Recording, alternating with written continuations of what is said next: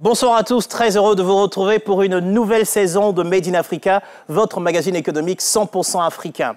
Cette année encore, nous allons vous faire aimer l'économie de notre continent en décryptant les secteurs porteurs et en mettant en lumière les femmes et les hommes qui entreprennent sans relâche pour créer de la valeur. Ce premier numéro de la nouvelle saison sera consacré à un sujet dont toute la planète parle, l'intelligence artificielle. Un marché énorme, quelques chiffres pour s'en convaincre. Le marché de l'IA représentait 241 milliards de dollars en 2023 et pourrait atteindre 511,3 milliards de dollars d'ici 2027. D'ici 2027 toujours, le monde comptera le chiffre impressionnant d'un demi-milliard d'utilisateurs de technologies liées à l'IA. En Afrique, vous allez le voir, l'IA ne cesse de se développer.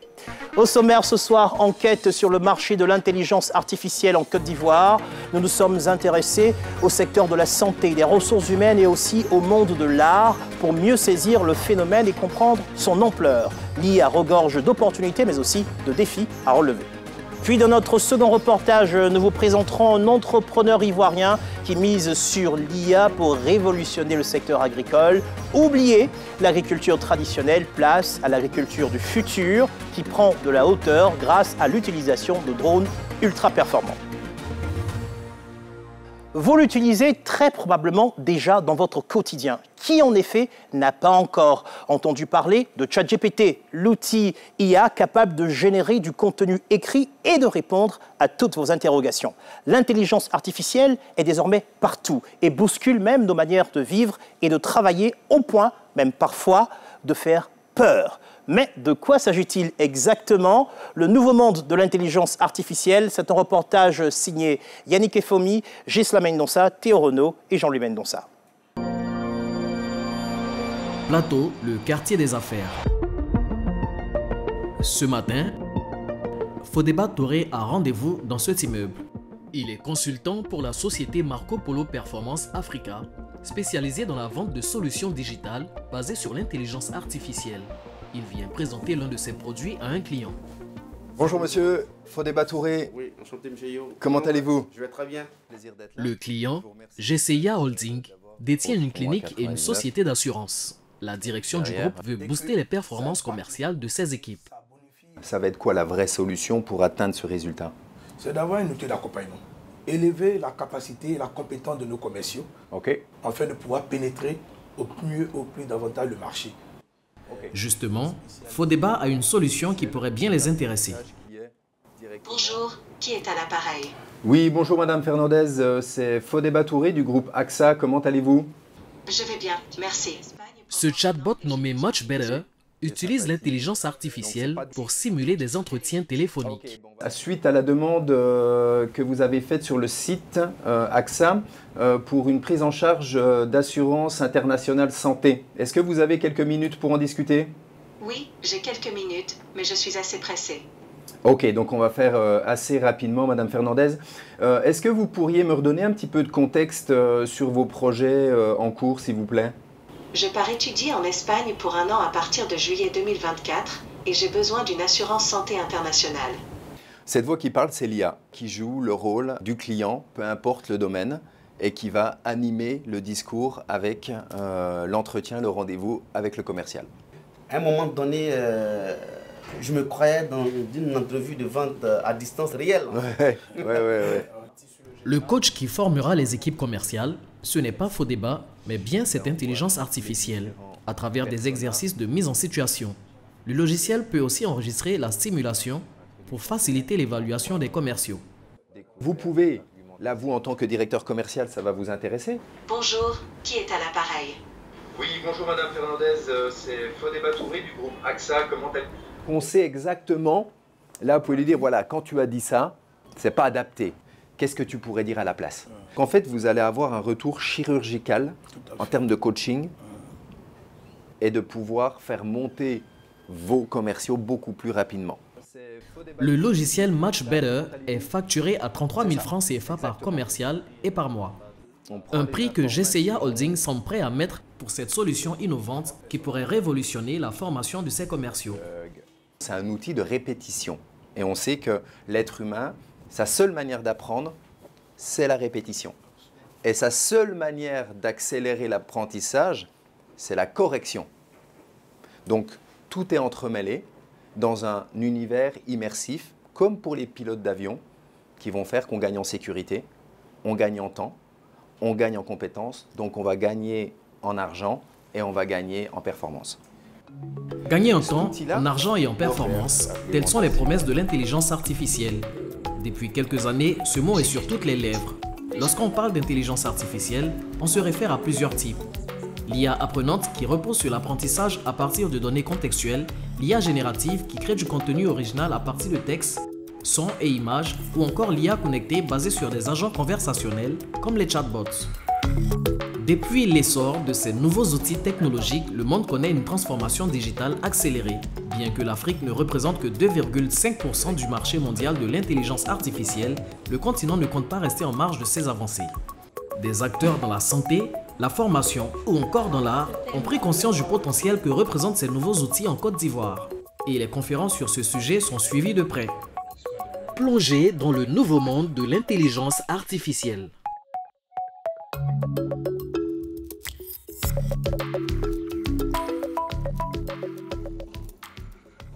Dans cet hôtel luxueux de la métropole abidjanaise, un événement réunit le fleuron de la tech africaine.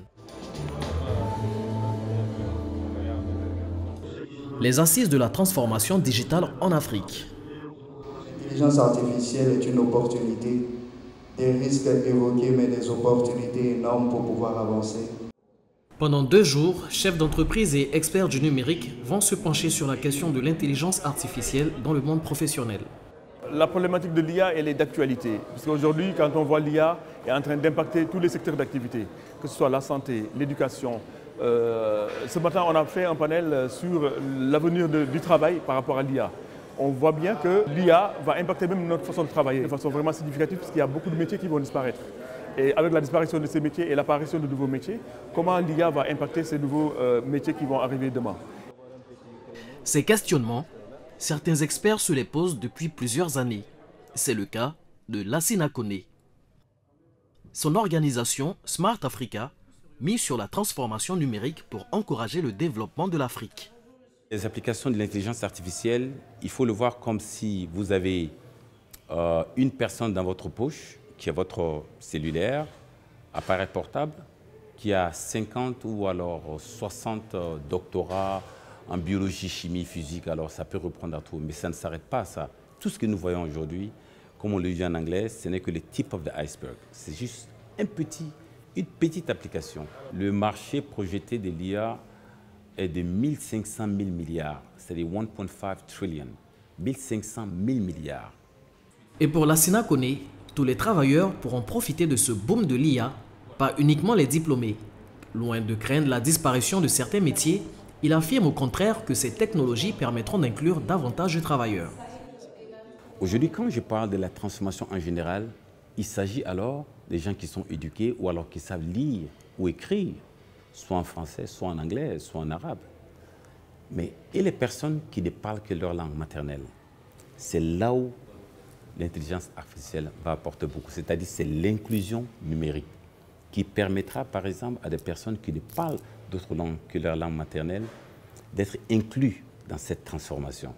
85% des emplois de 2030 n'ont pas été encore créés.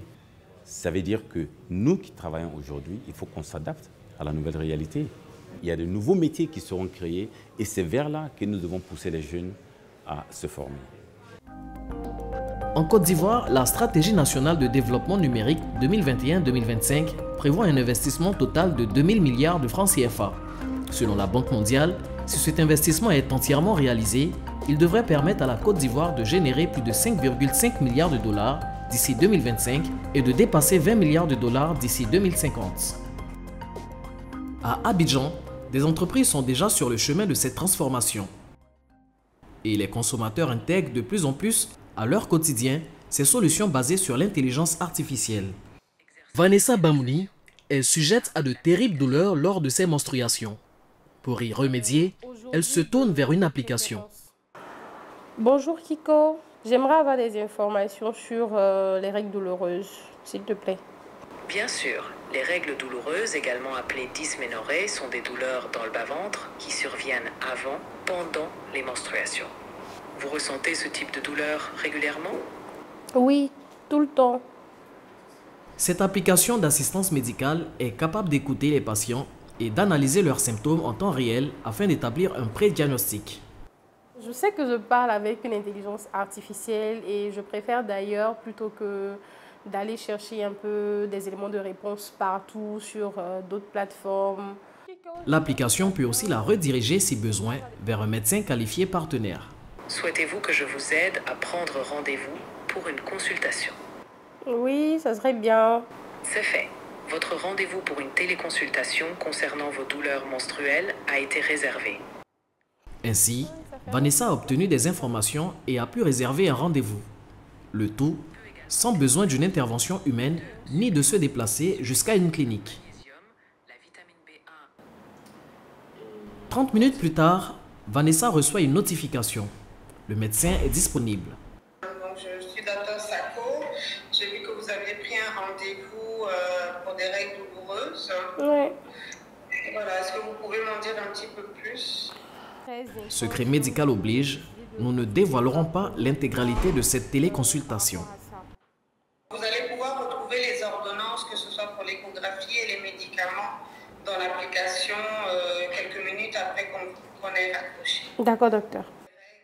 Dr Sako exerce à son propre compte au centre médico-esthétique Nova des Deux Plateaux. Elle réalise aussi des téléconsultations sur Kiko pour des cas où une consultation physique n'est pas nécessaire. Il y a plusieurs problèmes que l'on peut régler comme ça. Ça permet de faire un premier triage. Et si jamais il y a un besoin, on peut les revoir facilement en présentiel par la suite. Derrière l'application Kiko, la société La Ruche Health, fondée par Asandé Rory et Benjamin Sassou, en 2023, elle entend révolutionner l'accès des populations à la santé grâce à l'intelligence artificielle. Donc le chatbot, on voit qu'en moyenne 150 interactions par jour. C'est un mix de texte, notes vocales et puis les appels avec Kiko. Voici un exemple d'un médecin. Donc ce médecin, elle a pris dans les 90 jours, dans les 3 mois, elle a pris environ 270. Donc c'est environ 90 rendez-vous qu'elle a pris le mois. Comptez 6 000 francs pour une téléconsultation avec un médecin généraliste ou un gynécologue ou encore 15 000 francs avec un dermatologue. Le service de chatbot, lui, est gratuit. 65% des utilisateurs sont des jeunes de 16 à 25 ans qui consultent pour la santé mentale et sexuelle. La moyenne de la conversation, ça touche santé mentale, donc suicide, abus sexuels, il y a des sujets assez tabous. Et on sait aussi qu'il y a beaucoup de questions par rapport à les règles douloureuses, tout ce qui est fertilité des femmes. Donc c'est en fonction de ça qu'on choisit les spécialistes sur notre plateforme. Donc on a 2 ou 3 généralistes et le reste sont des spécialistes gynécologiques, psychologues, herboristes, nutritionnistes, pour vraiment répondre aux besoins des utilisateurs de notre chatbot. Le chatbot anonyme permet d'évoquer certaines problématiques plus librement sans peur d'être jugé. Un cas concret d'utilisation de l'intelligence artificielle dans la santé qui séduit plus de 2490 utilisateurs par mois. Un autre secteur plus surprenant connaît lui aussi des mutations depuis l'arrivée de ces nouveaux outils, celui de la création artistique. Zone 4, Hôtel Byblos. Du soleil, une piscine, c'est dans ce cadre relaxant que Raifa Daoud, artiste, aime créer des œuvres tout droit sorties de son imagination, ou plutôt de l'imagination de son logiciel. Raifa Daoud est ce qu'on appelle une artiste IA. Elle utilise l'intelligence artificielle générative afin de créer des œuvres d'art. En regardant une publicité de Noël, j'ai eu l'idée de faire un Père Noël et un Gbagga. J'ai juste écrit que je voudrais un Père Noël majestueux qui est habillé en rouge, donc en Afrique, en Côte d'Ivoire. C'est ce qu'on appelle un prompt, une série d'instructions fournies à un système d'IA qui va utiliser ces informations pour générer des créations en texte ou autre forme de médias. Ici, une image. La dernière, il m'a mis un Père Noël blanc. Mais c'est parce que je voulais un Père Noël blanc, mais je ne le voulais pas dans un village en Afrique. Donc là, on peut voir. Hein. Par contre, il n'a pas compris le terme Gbaka. C'est culturel. Donc il y a des cultures qu'il ne comprend pas. Ce n'est pas que l'Afrique, même pour le monde arabe, tu as des cultures qu'il ne comprend pas. La perfectionniste n'hésite pas à réitérer l'essai plusieurs dizaines de fois avant d'obtenir l'image parfaite, en précisant chaque fois le prompt. Et elle ne se contente pas d'un seul outil de génération d'images. J'en ai plusieurs, ça part du basique, donc ChatGPT jusqu'à Midjourney, ça peut aller à Runway qui est de la génération pour faire des vidéos, ça va à Suno qui fait de la musique, mais ce qu'il faut comprendre c'est que tous ces outils sont payants. Une fois terminée, Raifa fera imprimer cette œuvre puis encadrer avant de la vendre, comme la dizaine d'œuvres commandées par l'hôtel et exposées dans ce restaurant.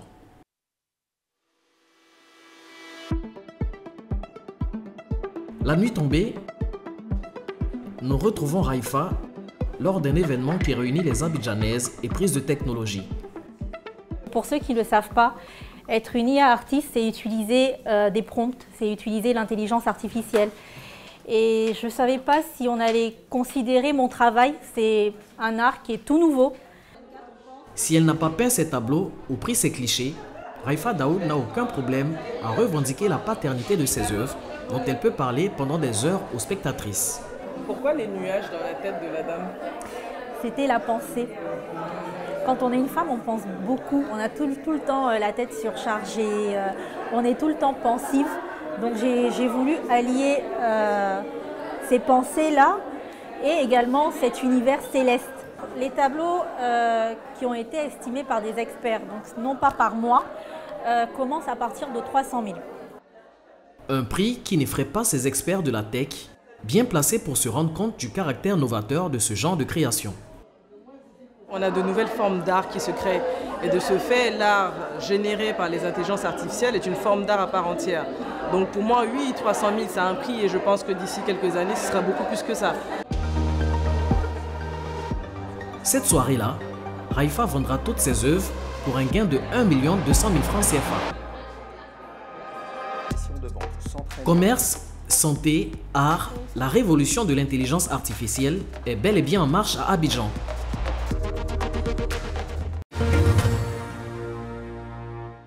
Retour sur le plateau de Made in Africa et pour débattre ce soir, je suis heureux d'accueillir Edith Brou-Bleu, consultante en communication digitale et personnalité publique sur les réseaux sociaux. Avec elle, Vincent Claustre.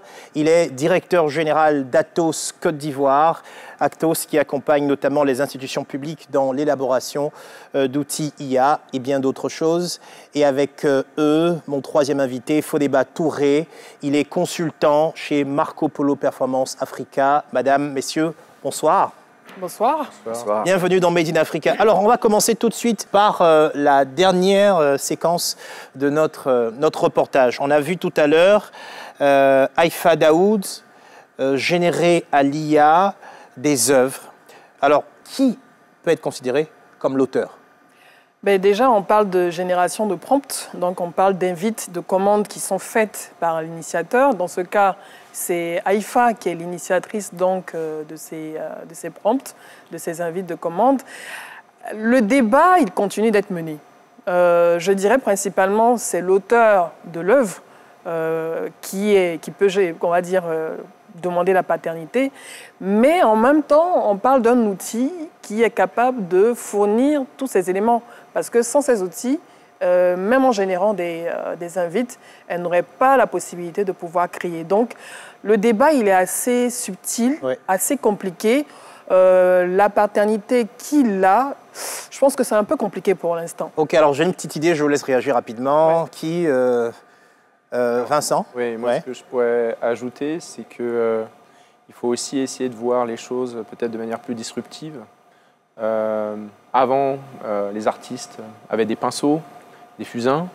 Aujourd'hui, l'IA peut être vue comme un outil, tout comme les fusains, tout comme les pinceaux, au service de l'artiste pour développer son art, tout simplement. Et je pense qu'en effet, il y a les questions de la paternité, du copyright, etc., des données, à qui appartiennent finalement ces données.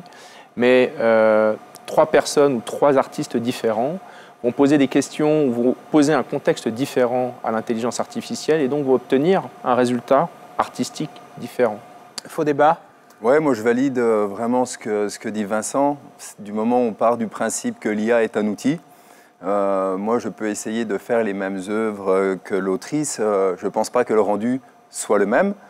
Bien sûr que l'IA va m'aider à faire quelque chose que je ne ferai pas avec un simple pinceau ou un stylo, va élever mon niveau. Mais du moment où on parle de professionnalisme, on parle de qualité, c'est celui qui va essayer, qui va réussir à faire mieux le prompt que l'autre, qui va avoir un meilleur rendu. Donc c'est de la copaternité, on va dire. Ok, donc maintenant la créativité bascule de la capacité à faire de belles images à la capacité à faire de bons prompts. Exactement. Voilà, c'est comme ça que ce monde est en train de devenir.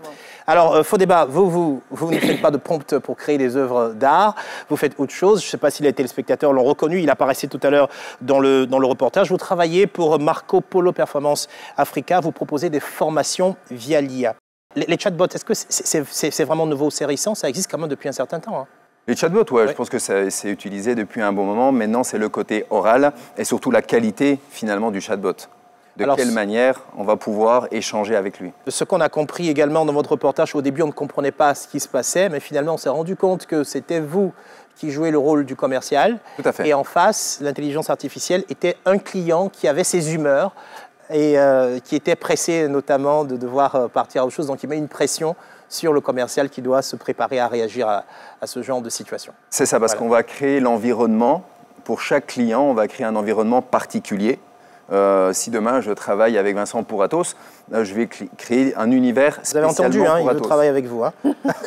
Ouais, on va regarder ça après. Spécialement pour Atos, et forcément les clients Atos ne sont pas les mêmes que les clients des grandes boîtes de CFAO, donc ça va être différent. Vincent Claustre, l'intelligence artificielle, ça remonte à quand finalement, est-ce qu'on peut avoir l'historique? Parce qu'on en parlait souvent, tout le monde dit qu'il y a l'intelligence artificielle qui arrive, c'était pas encore là, et puis soudain, c'est devenu un effet de mode. Alors, est-ce qu'on peut essayer de remonter à l'historique de... Alors, en effet, hein, l'intelligence artificielle, c'est un concept qui a quand même plusieurs décennies. Les gens pensent que c'est assez récent parce qu'ils ont été mis en contact avec ChatGPT il y a à peu près 2 ans. Mais le mot intelligence artificielle est apparu en 1956 lors d'un forum qui a été mis en place par un informaticien, un grand éminent informaticien qui s'appelle McCarthy et qui est considéré comme le père de l'intelligence artificielle. Donc en fait, l'intelligence artificielle a quasiment 70 ans aujourd'hui, mais a eu et a connu un certain nombre d'évolutions et de mini-révolutions dans la technicité qui a été mise en place pour la développer. Et aujourd'hui, on a vraiment le fruit à travers l'IA générative. On a le fruit de tous ces 70 ans finalement de recherche et développement, de travaux académiques qui ont été effectués sur l'ensemble de la planète par des grands scientifiques. Alors, il y a une chose également on vient de découvrir, c'est le fait que des personnes parlent avec des chatbots, ils ont le sentiment d'être en tout anonymat, en toute intimité. Est-ce que ça change le fait d'avoir une intelligence privée avec soi?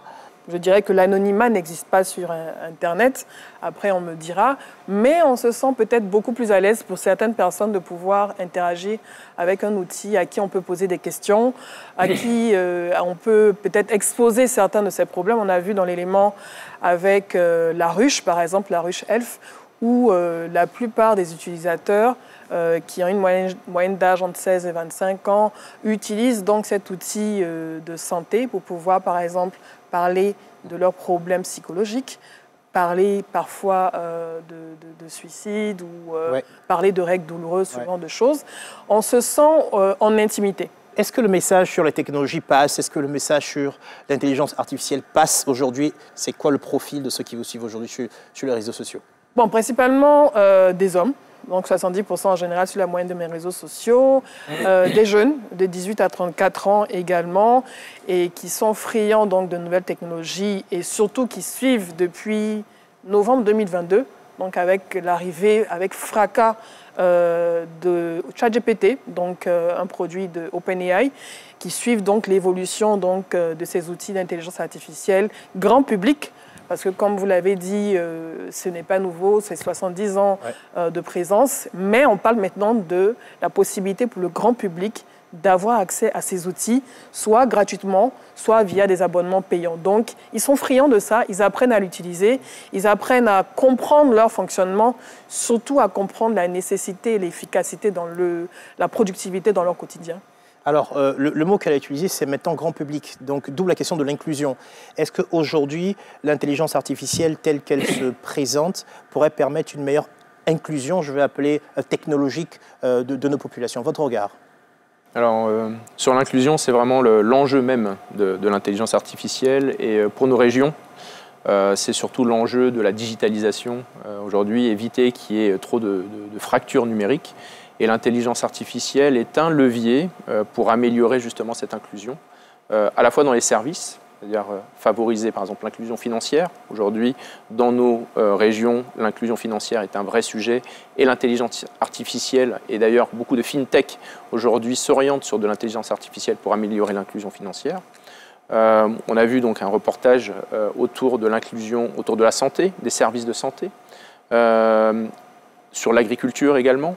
Donc sur tous les services publics, de manière globale, l'IA a un rôle très important à jouer pour améliorer finalement l'inclusion. On parle d'inclusion, mais peut-être également potentiellement d'exclusion. Fodeba, vous êtes conscient que lorsque vous avez un cabinet de formation virtuel, eh bien, ça élimine potentiellement certains cabinets de formation traditionnels. Donc, est-ce qu'il n'y a pas un conflit inclusion-exclusion des gens? Ont-ils raison d'avoir peur, de s'inquiéter pour leur boulot? Votre regard sur l'avenir de l'intelligence artificielle et du monde du travail? Je pense qu'il y a un danger en fait dans tout. Du moment, c'est un outil. Il peut être mal utilisé, il peut être surutilisé, mais le fait, c'est de regarder qu'est-ce qu'il peut nous apporter. Sur l'intelligence artificielle, je trouve qu'aujourd'hui, on peut le voir comme un outil qui va prendre notre place, qui fait mieux à notre place, qui va mieux synthétiser, qui est plus rapide, qui sait mieux calculer, qui va appeler à notre place. Mais on peut le voir aussi comme cet outil que Marco Polo met à disposition aussi des entreprises, qui va faire grandir l'humain, qui va nous entraîner. Donc on va développer nos propres capacités. Donc on va devenir, je dirais, peut-être plus rapide, on va dire de manière générale peut-être plus intelligent. Le but, c'est de nous monter en capacité. Des métiers qui vont disparaître, Edith Brou, qui sont menacés concrètement? Si oui, lesquels? Sinon, comment s'adapter? Bon, je dirais quelques-uns. Hein. Quelques-uns pour ne pas effrayer, mais c'est clair que quand on parle de révolution technologique, évidemment, on parle de gains de productivité, de gains de temps, et forcément, des métiers comme ceux de développeurs sont en train d'être rongés donc, par l'efficacité d'outils qui permettent, par exemple, de coder, tout simplement. Pour des personnes lambda qui n'ont jamais écrit une ligne de code, elles ont la possibilité de faire ce qu'on appelle du vibe coding, c'est-à-dire coder en utilisant simplement le langage humain. C'est-à-dire que chacun d'entre nous, toi, n'importe qui derrière l'écran, a la capacité de devenir un créateur en puissance, de créer l'outil qu'il souhaite, de créer l'application mobile qu'il souhaite, d'avoir son assistant, d'avoir son comptable, d'avoir son juriste, rien qu'avec l'intelligence artificielle. Le monde change avec l'intelligence artificielle, Fodeba. Oui, je voulais rajouter sur ce que disait Edith. Je pense qu'il arrive un moment aussi, avec l'intelligence artificielle, ça va nous faire gagner du temps et des facilités, mais si on a déjà quand même une bonne connaissance dans un milieu. Moi, je ne suis pas architecte, je ne vais pas créer une magnifique maison demain. Par contre, quelqu'un qui sort aujourd'hui d'une école d'architecture peut-être avec l'intelligence artificielle, faire le même travail qu'avant un cabinet d'architecture qui nécessitait 5-6 personnes. Espérons, hein, parce que ça fait peur. Oui, Vincent? Et moi, juste pour compléter, on a vu, finalement, on peut constater que l'homme a vécu plusieurs révolutions industrielles dans le temps. Et aujourd'hui, l'intelligence artificielle est la dernière révolution industrielle. On a remplacé à l'époque des ouvriers par des robots, par des machines. On a automatisé certaines chaînes de production pour éviter finalement de faire travailler les humains. Aujourd'hui, c'est le monde du service qui est complètement transformé. C'est-à-dire que les métiers qui font part belle au cerveau humain, finalement, peuvent être remplacés par l'intelligence artificielle. Donc au final, on se retrouve plutôt à se poser la question, avec l'intelligence artificielle qui est cette dernière révolution, quel est le rapport finalement que nos sociétés doivent avoir avec le travail? On doit reformater complètement nos modèles économiques, la manière dont de la relation qu'on a avec le travail, et observer finalement comment on va vivre demain avec tous ces outils qui finalement vont peut-être nous dire on n'a peut-être plus besoin de travailler ou moins travailler. Et c'est ça en fait qui est très important. Alors quels sont les enjeux, Vincent Claustre, en matière de droit, en matière juridique et de réglementation avec l'arrivée de l'IA? Alors, je vais surtout m'exprimer pour la Côte d'Ivoire. Pour la Côte d'Ivoire, il y a aujourd'hui, à travers justement la stratégie de l'intelligence artificielle qui a été produite cette année, qui a été proposée il y a quelques semaines sous le patronage de Monsieur le Premier ministre et du ministre de l'économie numérique. Il y a des études qui sont en cours pour refondre finalement le droit au regard du potentiel à la fois des contraintes, des enjeux et des dangers également de l'intelligence artificielle pour la société. Est-ce qu'il y a d'autres points qui doivent être régulés? On sait déjà qu'on a des enjeux au niveau de la cybercriminalité bien avant donc cette explosion et cette accessibilité grand public. On avait des enjeux sur la cybersécurité, mais là, on en a encore plus parce qu'on parle de deepfake. On parle d'audio fake. N'importe qui a la possibilité de faire du chantage avec ces outils disponibles. N'importe qui a la possibilité également de pouvoir manipuler donc de l'information. Et il faut pouvoir avoir un cadre législatif encadré. On le voit déjà avec l'initiative de la stratégie nationale d'intelligence artificielle. Mais il faut accentuer la sensibilisation. Il y a déjà des initiatives qui sont prises par des plateformes de civic tech comme Police Secours qui existent. Également la PLCC également qui fait des campagnes de sensibilisation dans les écoles parce que de plus en plus, rien n'est plus fiable. Alors j'avais une question pour vous, une question à deux volets. Faut-il s'opposer ou s'adapter? J'élimine la première question parce que je me rends compte qu'on ne peut pas s'y opposer. Alors, faux débat, il faut s'adapter. S'adapter, on n'a pas le choix. Ce n'est pas une question de savoir si on utilise ou pas l'IA. Pour certains, c'est quand. Et Vincent disait à juste titre qu'elle est là depuis longtemps et qu'il y a eu différentes révolutions. La révolution industrielle, certains en ont bénéficié, certains en ont pas bénéficié. L'Afrique aujourd'hui a une chance de pouvoir utiliser l'IA. Et d'ailleurs, de grands chefs d'État aujourd'hui le disent. Celui qui va maîtriser le plus l'IA va prendre un avantage considérable. Le message est passé, j'espère que les jeunes l'ont entendu. Alors on l'a vu, l'intelligence artificielle bouscule les codes et crée de nouvelles opportunités business. C'est le cas également dans un secteur clé de l'économie ivoirienne, l'agriculture qui contribue à hauteur de 25% du PIB. Joseph Olivier Billet, que vous allez découvrir maintenant, fait le pari des drones couplés à l'intelligence artificielle pour traiter les données agricoles. L'agriculture à l'heure de l'IA, un reportage de Yannick Efoumi, Jeanne Hutin, Ghislaine Donsa et Jean-Louis Mendonça. Toumoudi, 230 km au nord d'Abidjan. Ces hommes qui arrivent sur cette parcelle d'Anacard et d'Evea ne sont pas des agriculteurs. À l'arrière de leur pick-up, pas de daba ou de machette, mais un outil qui tient dans un petit coffre. Un drone. Équipé de caméras et de capteurs intelligents pour collecter des données, ce petit appareil volant est la propriété de Joule International. La start-up a été appelée à la rescousse pour réaliser un diagnostic complet de cette plantation. Le propriétaire n'est pas satisfait des rendements. Nous sommes en train de survoler en ce moment même sa plantation pour pouvoir identifier son état réel et identifier toutes les faiblesses de sa parcelle pour ensuite lui proposer un plan d'action pour remettre sa plantation en état. Inspecter cette plantation de 30 hectares aurait pris 14 voire 17 heures avec les méthodes traditionnelles. Le drone mettra moins de 2 heures.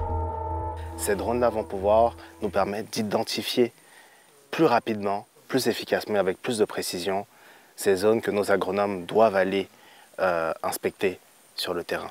C'est un outil qui permet au client de savoir exactement quel est l'état de sa parcelle pour ensuite poser les bonnes actions au bon moment. Cette intervention coûtera au client 15 000 francs CFA par hectare, soit 450 000 francs CFA pour les 30 hectares. Et Joule ne se contente pas de survoler les plantations.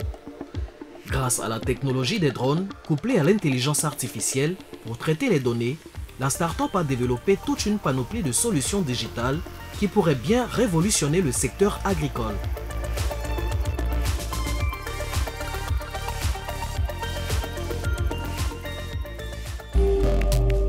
C'est à Bingerville, au siège de Joule International, que nous retrouvons Joseph Olivier Billet. Aujourd'hui, il a rendez-vous avec Paul Nda, producteur d'EVA et d'anacards. C'est sa plantation que les équipes ont survolée il y a quelques jours. Le diagnostic est prêt et il n'est pas très réjouissant. Vous avez perdu, si je peux être direct avec vous, à peu près 40% des plants que vous avez plantés. Sur les 30 hectares de terre que vous avez achetés, vous avez 18 hectares d'EVA, dont 2,2 en production, et vous avez 2 hectares d'anacards, et aucun de ces arbres n'est en production. Bon Dieu, mais c'est pas ce qu'on m'avait dit. C'est tout le principe du diagnostic. Un diagnostic rendu possible grâce à une intelligence artificielle développée par la start-up, capable de recouper et d'analyser en quelques heures les données récoltées par le drone. L'IA, c'est la botte secrète de Joule. L'IA nous permet de faciliter notre travail, de le faire plus rapidement, plus efficacement et avec beaucoup plus de précision. Donc aujourd'hui, avec beaucoup d'assurance, on peut lui dire que sa plantation performe à 58,5% de son potentiel et nous pouvons mettre en lumière toutes les zones d'amélioration. Car Joseph Olivier n'entend pas laisser le client sans solution. Joule a également développé un outil de gestion de plantation à distance. Un guide clé en main pour M. Nda. J'ai perdu beaucoup d'argent et ça me permet de rattraper un peu l'argent que j'ai perdu. Et 3, le champ sera propre et bien équipé. Pour 149 500 francs CFA par mois, Joseph Olivier promet à ce producteur une hausse de 80% de son rendement. Reste à savoir si l'agriculteur saura faire totalement confiance à l'intelligence artificielle pour gérer sa plantation. Chez Joule, ils en sont convaincus, les nouvelles technologies auront une place centrale dans l'agriculture du futur. Lanciné Doumbouya, associé de Joseph Olivier et directeur des opérations de Joule, salut les gars, nous emmène dans leur pouponnière à eux, ce laboratoire où sont assemblés les drones fraîchement arrivés. C'est ici que, on va dire, la magie s'opère, c'est ici que les équipes vont travailler à développer les solutions, mais surtout autour du drone. Donc on va commencer à assembler, faire de la réparation et autres. Les drones sont montés pièce par pièce dans ce laboratoire. Aujourd'hui, Caleb assemble un drone d'épandage utilisé pour pulvériser des produits agricoles tels que des pesticides ou des engrais. Les drones arrivent en pièces détachées depuis l'Europe et ont fait un long voyage. Chaque pièce doit être testée individuellement. Il arrive très souvent d'avoir des pièces qui sont défaillantes à l'arrivée. C'est-à-dire d'acheter un moteur de drone qui arrive et qui ne fonctionne pas. Donc c'est très dommage d'avoir une journée de travail à assembler peut-être un drone ou à en fabriquer un et de découvrir à la fin de la journée que le drone ne fonctionne pas. Donc il faut isoler chaque composant d'abord, les tester et ensuite les assembler en eux pour être sûr du résultat final. Assembler les drones localement permet à la start-up d'économiser certains frais, mais surtout d'avoir des drones personnalisés, totalement adaptés aux activités de Joule. Pouvoir, selon le besoin sur le terrain, monter des drones, ajouter des capteurs, en retirer et autres, c'était vraiment un élément important pour pouvoir attaquer les verticales qu'on attaque aujourd'hui. Une fois le drone assemblé, X, d'abord allez-y rapidement, X. Place à la phase de calibration. En faisant tourner le drone sur lui-même à l'horizontale et à la verticale, Z. L'objectif est d'ajuster ces différents capteurs afin de garantir un vol stable et précis. C'est des gros drones, c'est facile de remarquer des défauts rapidement. Donc on regarde, s'il n'y a pas de défaut, on continue au fur et à mesure. On fait un premier décollage où il va se mettre à environ 2 mètres du sol ou 1 mètre. Donc c'est les tests éventuellement. Et quand il va décoller, on va observer plutôt la stabilité du drone en vol, comment il se comporte quand on lui envoie une commande, son temps de réaction et tout ça. Voilà. Joule possède 6 drones d'épandage comme celui-ci et 4 drones de diagnostic. Comptez 6 millions de francs pour les premiers, entre 1 et 4 millions pour les drones de diagnostic. Et les taxes douanières représentent un tiers de ces coûts. Une contrainte majeure pour la start-up qui doit en plus former la main-d'œuvre avant de la recruter. Après 4 ans d'existence, l'entreprise commence tout juste à générer des bénéfices. Joule, c'est le rêve d'enfant de son fondateur, Joseph Olivier Billy. Il voit le jour en avril 1993 dans une famille où l'agriculture est omniprésente. Mais très vite, il développe d'autres centres d'intérêt. Plus jeune, j'étais passionné d'aviation, de pilotage, d'aviation en général. Et mon père, quant à lui, de par son parcours, de par son expérience, m'imaginait dans le secteur agricole. Donc il m'emmenait sur ses plantations avec lui et il espérait que je finisse dans ce secteur. Quant à moi, je m'imaginais aux commandes d'un avion de ligne. Après des études de commerce en France, en Angleterre et aux États-Unis, il revient s'installer en Côte d'Ivoire, où il retrouve les plantations familiales. Le déclic, ça a été cette visite que j'ai effectuée en 2016 avec papa. Il m'expliquait comment sa plantation était gérée. Il m'expliquait comment est-ce qu'il interagissait avec ses ouvriers à distance et par WhatsApp, comme la plupart, je pense, des gestionnaires de plantation en Côte d'Ivoire. Et je peux vous dire que par WhatsApp, tout semblait bien se passer. La plantation avait l'air en bon état, les tâches avaient l'air d'être effectuées, l'engrais avait l'air d'être acheté au bon moment et utilisé quand il fallait, où il fallait.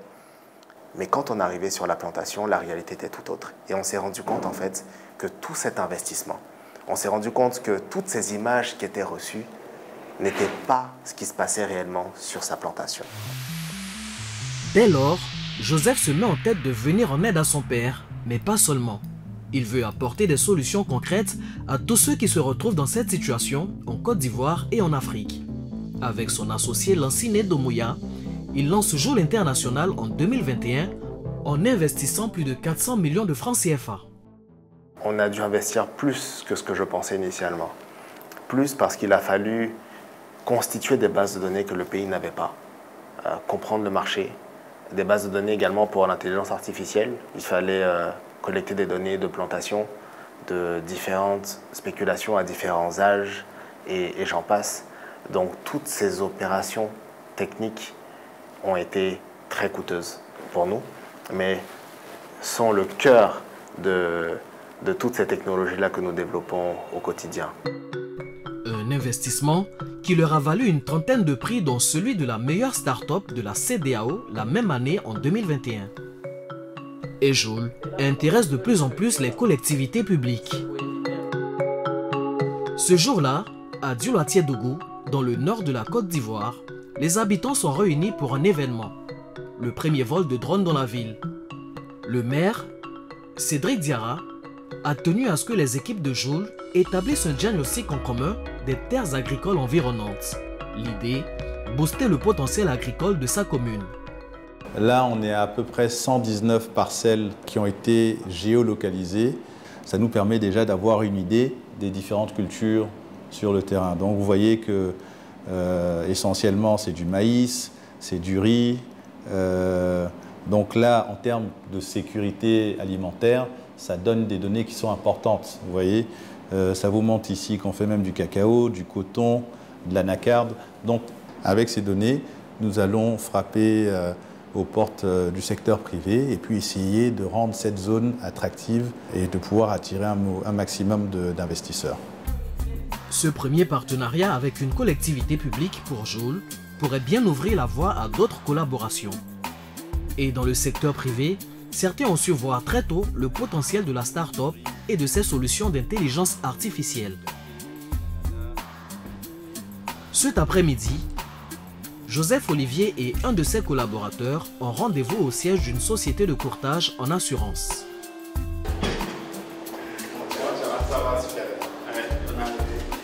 Inclusive Garantie aimerait utiliser la technologie de traitement des données agricoles développée par Joule pour évaluer les risques auxquels font face les agriculteurs qu'ils assurent. La technologie de Joule permet de collecter des données de façon plus rapide, en grand volume, et de les traiter avec l'intelligence artificielle. Dès ce moment-là, on est capable d'avoir des modèles actuariels beaucoup plus précis parce qu'ils se basent sur un volume significatif de données. Et ces données-là sont dans le format qu'il faut, sont comme il faut, pour qu'on puisse les exploiter de façon mathématique et affiner la vision qu'on se fait de comment est-ce qu'un agriculteur ou une exploitation agricole est exposée à des risques. Les aléas climatiques causent d'importantes pertes agricoles dont 70% pourraient être couvertes par une assurance. Pourtant, seul 1% des agriculteurs africains en bénéficient, contre plus de 50% en Asie. En Côte d'Ivoire, ce taux est inférieur à 3%. Pour y remédier, la Banque mondiale a lancé en décembre 2024 un programme d'assurance pour 50 000 fermiers ivoiriens. Et l'intelligence artificielle pourrait accélérer ce processus. Tant les possibilités dans le domaine de l'agriculture sont multiples. On est capable, pour un agriculteur donné, selon son exposition à la pluie, avec une plus faible exposition à la sécheresse, de lui faire payer le prix qu'il faut pour la pluie et le prix qu'il faut pour la sécheresse. C'est dire que grâce à toutes ces données-là, pour chacun des agriculteurs, quelle que soit sa taille, tout devient possible. Il peut avoir son assurance sur mesure, couvrir uniquement ce qu'il veut. Les coûts actuels de l'assurance agricole en Afrique de l'Ouest tournent autour de 30 000 francs CFA par an à l'hectare. Avec cette méthode, il pourrait être réduit à environ 15 000 francs CFA. Et qui dit agriculteur assuré, dit meilleur accès au financement. Un autre point important pour Joule. Avec toutes ces années d'expérience, d'expertise dans le milieu agricole, au contact de ces technologies que nous avons développées et adaptées au marché ivoirien, nous avons jugé bon de franchir un cap et de permettre à l'agriculteur de pouvoir avoir accès au financement. Parce que sans assurance, il ne peut pas avoir accès au financement. L'agriculture est un domaine où l'IA joue un rôle très important. Aujourd'hui, elle représente 49% des cas d'utilisation en Afrique.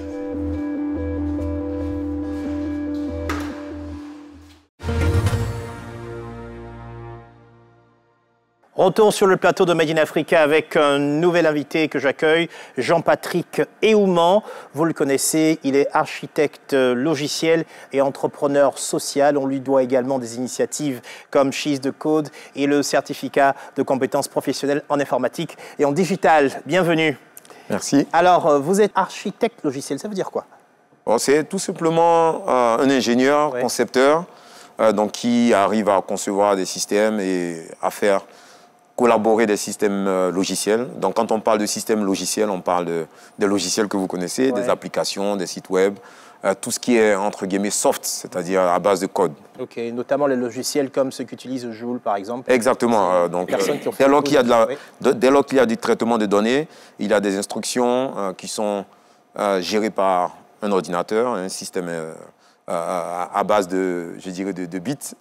Dès lors qu'il y a ce genre de dispositif, on parle de logiciel.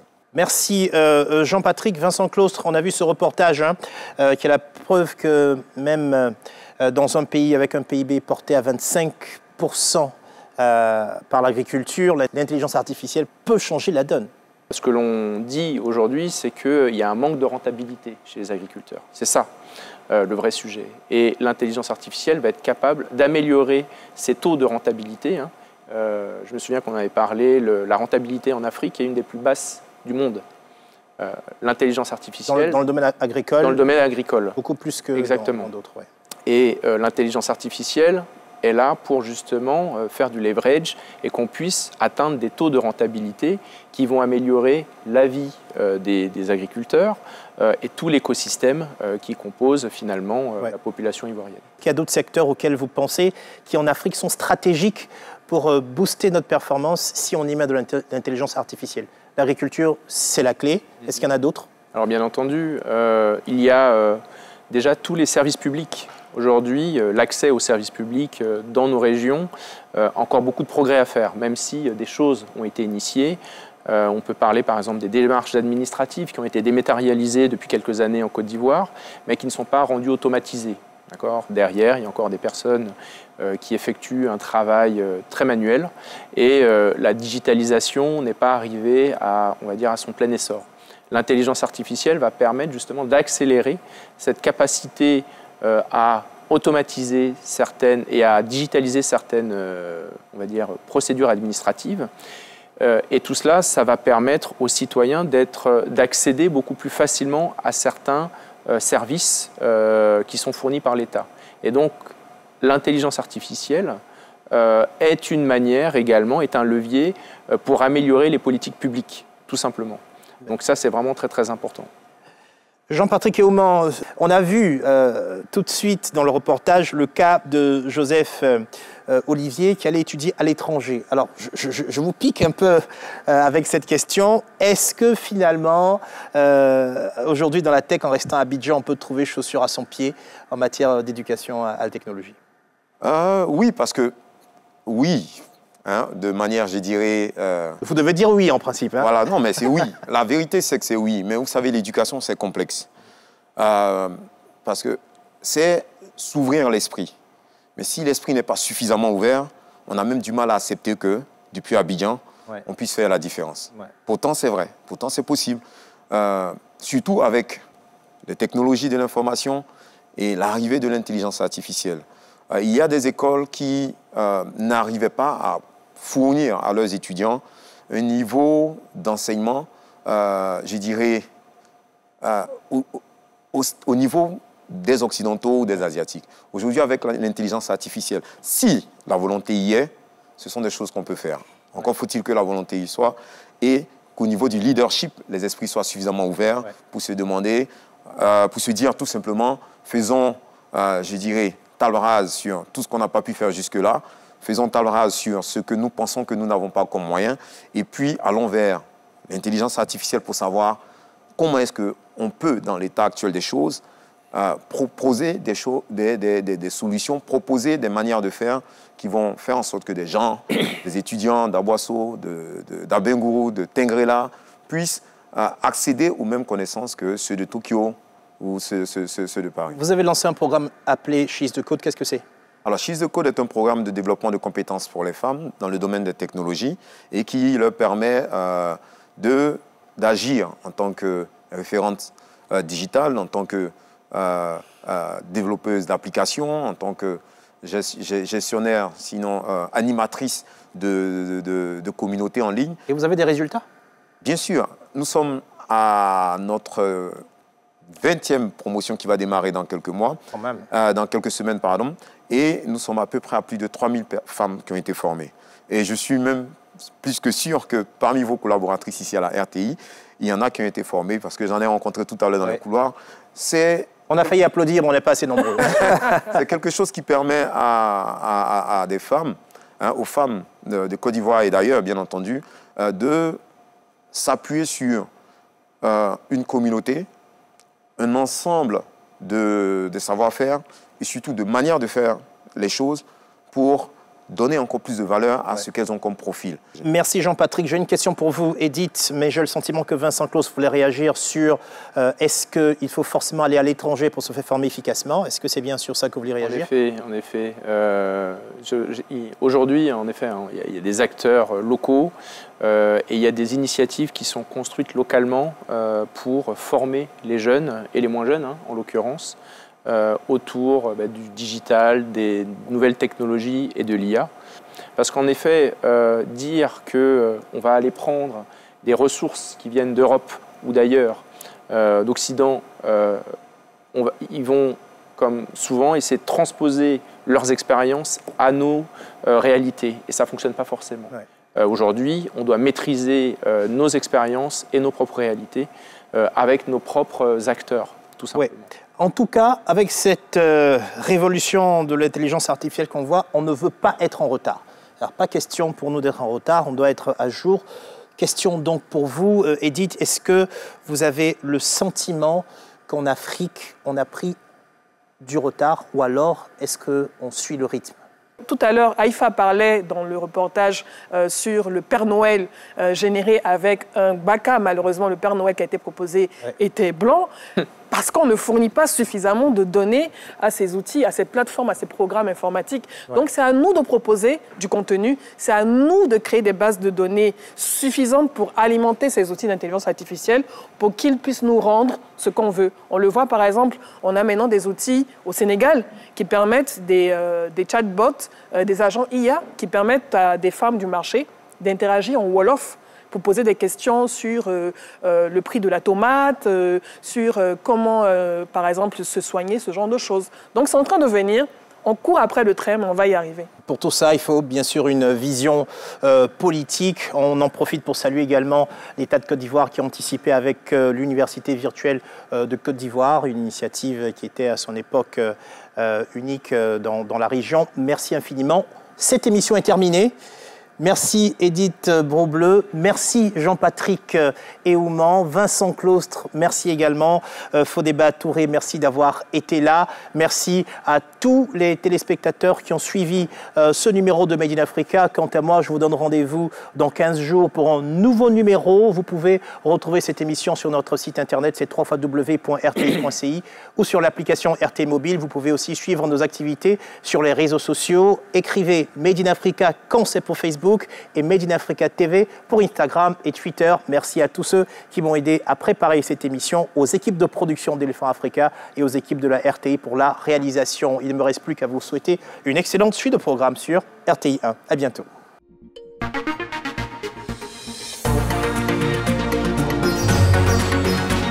Thank you.